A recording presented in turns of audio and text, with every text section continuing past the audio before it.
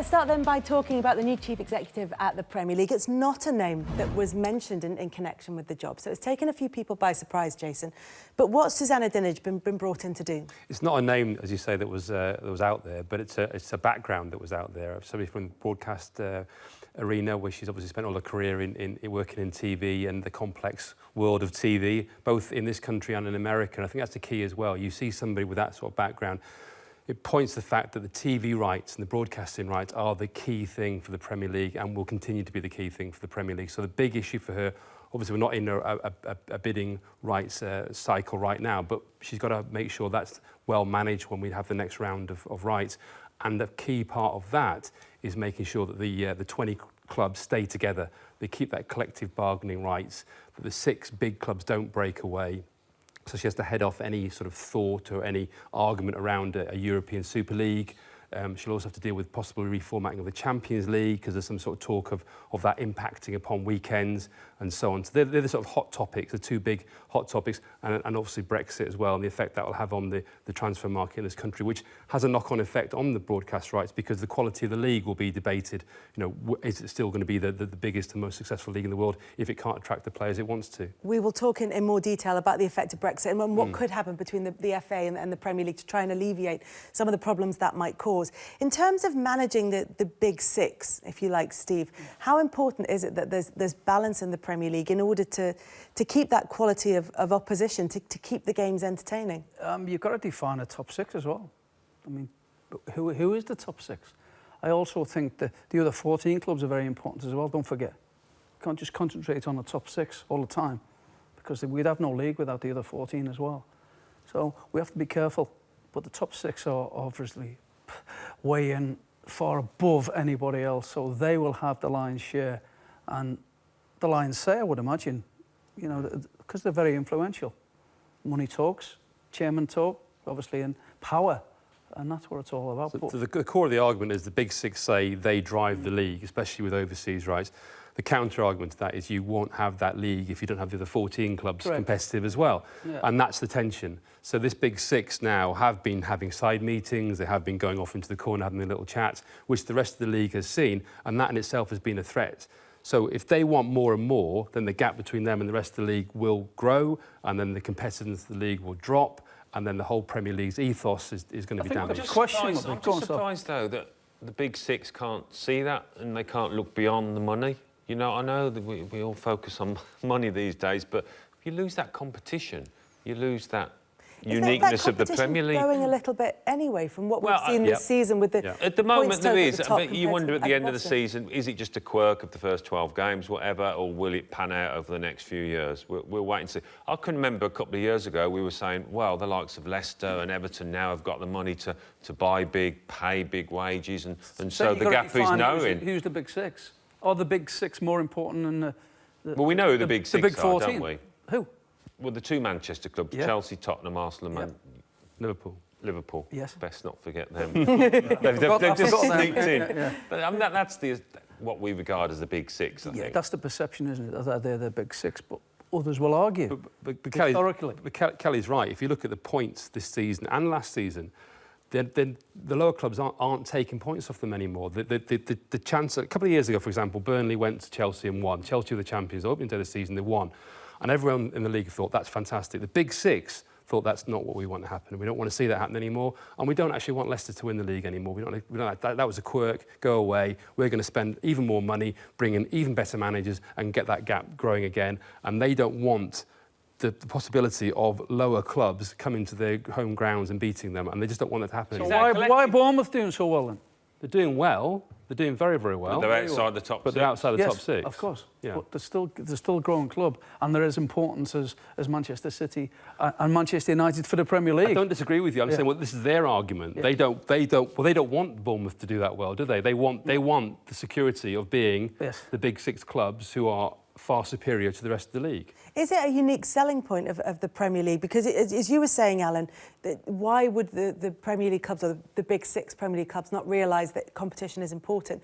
But if you look perhaps at Serie A or La Liga, who, while not as successful financially as the Premier League, still have a big global market and you would argue there's a handful of clubs in each of those countries that can win the league in La Liga, in Ligue 1 as well. But is the competitiveness of the Premier League, as much as that may be dissipating a little bit now, is that a unique selling point? It's still very competitive because Manchester City, in my opinion, are going to win the league. They might win it by some distance, but that top 6. You know, Chelsea obviously unbeaten, Liverpool unbeaten. They're all vying for the title. You look at the Bundesliga and Bayern Munich have ran away with it. The recent campaigns, I know they're struggling a bit this year, but you know, Dortmund are top, aren't they? So they're the other horse in that often 2-horse race. So no, I think we've still got a great competitiveness. Those big clubs can spend big and bring in the world's best. So we shouldn't overlook that. You know, the Leicester thing was once in a lifetime, more than that situation. We thought those days had gone. Maybe they haven't gone. Maybe it will happen again at some stage when it's a perfect storm, everything comes together. But at the start of a season, you still can't say with any real certainty who's going to win the league in our country, which is a great thing. Not even this season? Well, we were 12 games in, so we've got a bit of an idea now. But things can change, can't they? Things can change. They can. One of the big problems that they're going to have to deal with is, as we were saying at the beginning, Jason, the impact of Brexit. The FA can help the Premier League with this. How can that happen? Well, basically, when Brexit happens, all European players will have to apply for work permits, so they'll be in a situation similar to players from South America and so on. The FA basically can help with that, and I think what they appear to be offering is a deal to the Premier League that if they lower the number of overseas players that they sign, those players will be given work permits more easily, so they won't have to have the whole process of applying to the Home Office and so on, and make it a much more smoother process. In return for that, they want fewer of those players to be signed. And I think it's a very well-intentioned plan. It's about trying to get more homegrown and specifically young English players into Premier League squads and on the pitch playing in Premier League matches. The problem is, are you then lowering the quality of the league? Are you then basically fixing the league so that you're giving people the chance to play who maybe aren't good enough? And are you stockpiling young players at clubs? Because what will happen is a lot of the bigger clubs say, OK, fine, we'll just sign all of them. All of the young players, and we'll stick them in our reserve, in our under-23 teams, and that will be it. And they won't be going out on loan to football league clubs. They'll just sit there, and you'll still get a lot of the foreign players on the pitch, but they'll be very high quality.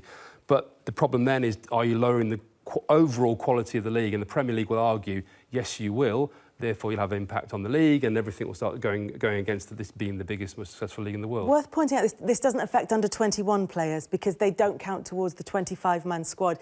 And if a player has spent 3 years with an association with an English club, then they don't count towards an overseas player. But they will start signing more and more younger players as well. They will stockpile players. In order to have them for the 3 years. And that's what I'm saying. They'll hold these players in their clubs for longer periods of time. And will they get more first-team football?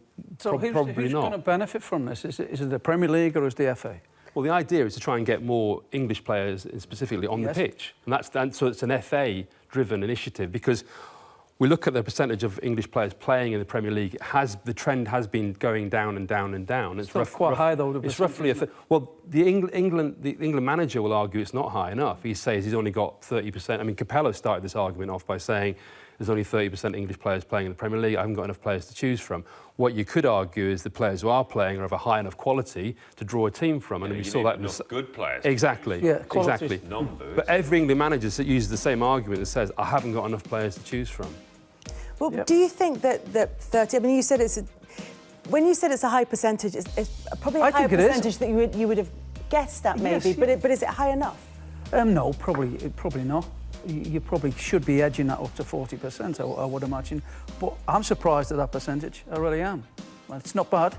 And thinking. You go back to the 70s and 80s when the league was just full of British-based players, and we didn't do it. If you're talking about England, we didn't do any better then, did we? No.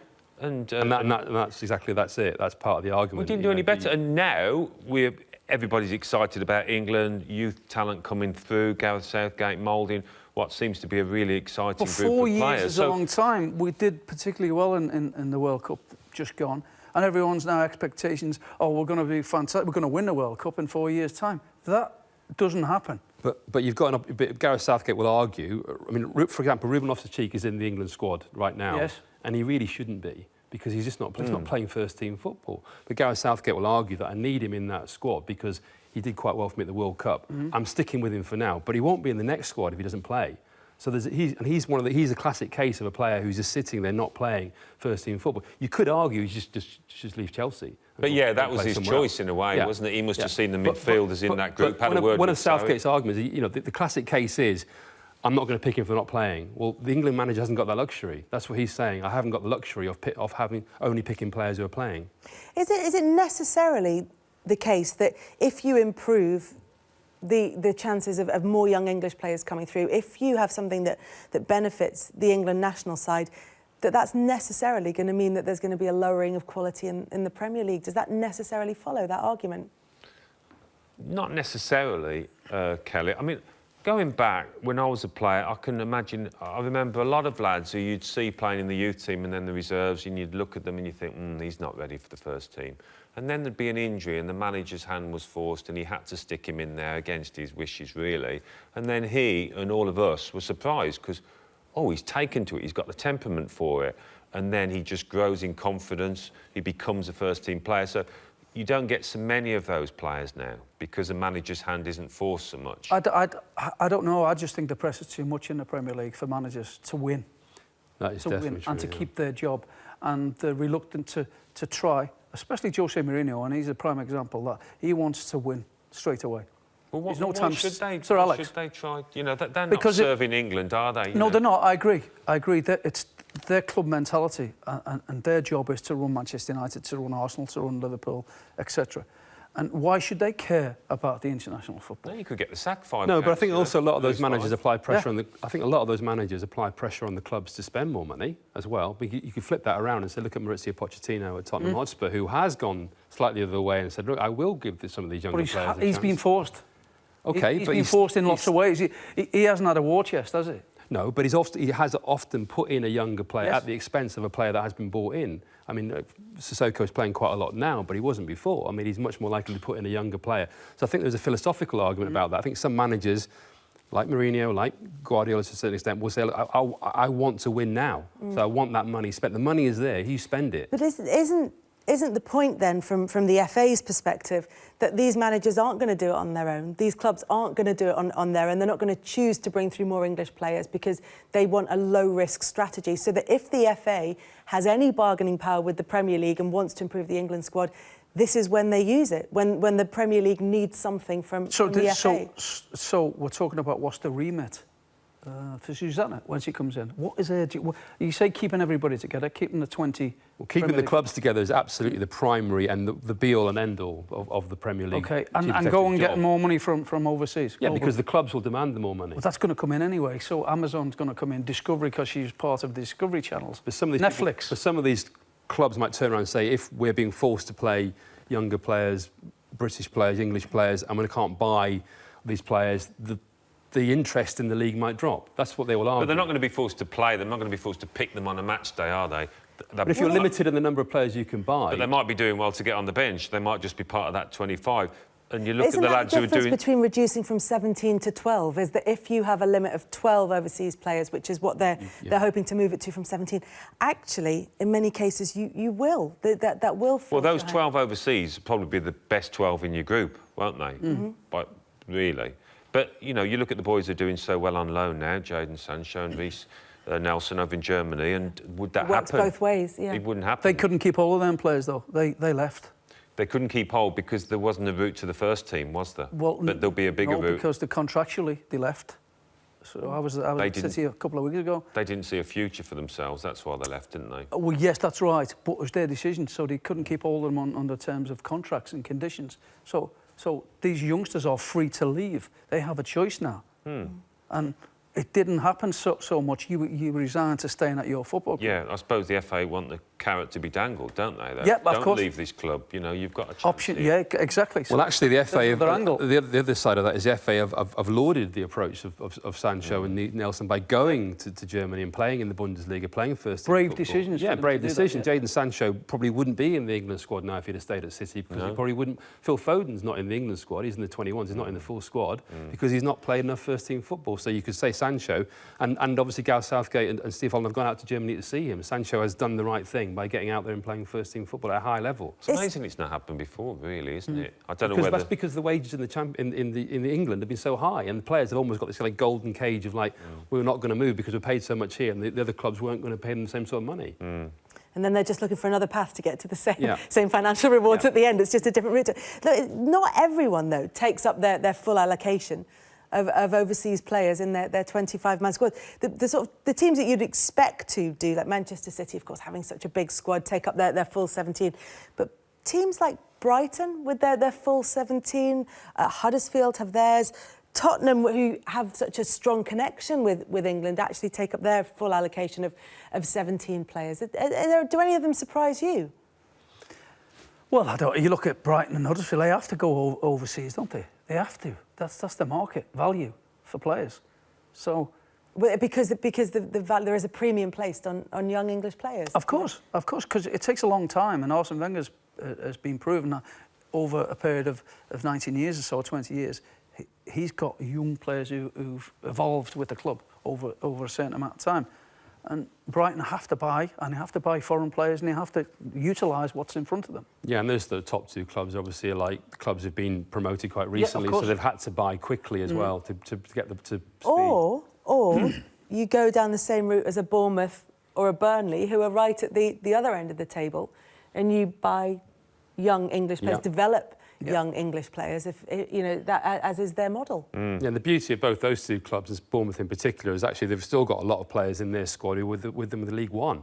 They've come right through the League One Championship. And arguably, they're two of the most successful promoted sides as well. But also their clubs, going back to Steve's point, their clubs where the managers have been given time to develop and grow. It's very important, and their recruitment must be fantastic as well. You got to give the heads up to the recruitment there and saying this is the path we're going down. We can't compete at this level, but we can at this level. And a lot is about coaching, of course, isn't it? Of course, you've got to coach what you've got. Yeah, which obviously Eddie Howe has been brilliant at.